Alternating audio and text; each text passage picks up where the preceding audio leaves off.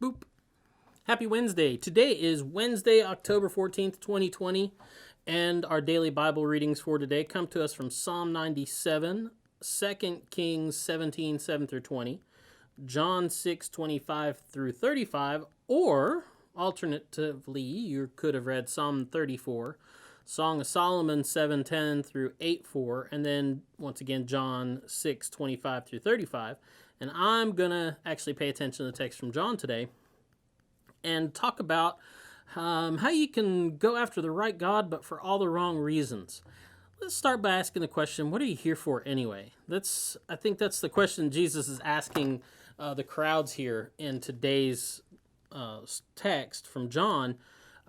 He has these people that he's fed miraculously, right? He's done this miraculous feeding of the loaves and the fishes, and all these people are now following him around, and he basically questions why they're there. He questions their motivation. Let me put it that way.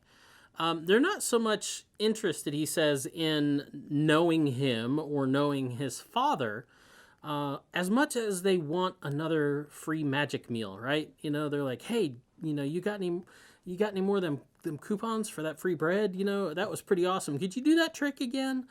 And he starts talking to them about the bread that perishes, and like I said, again, asking them what it is that they really want. And do you want me to do more signs and parlor tricks? Is that what you want from God?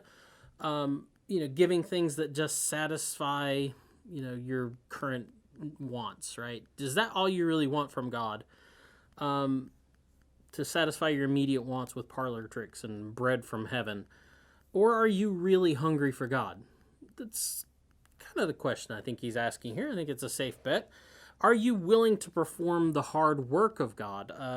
That is, believing in him and in the one he sent. And Jesus is like, by the way, I'm the one he sent.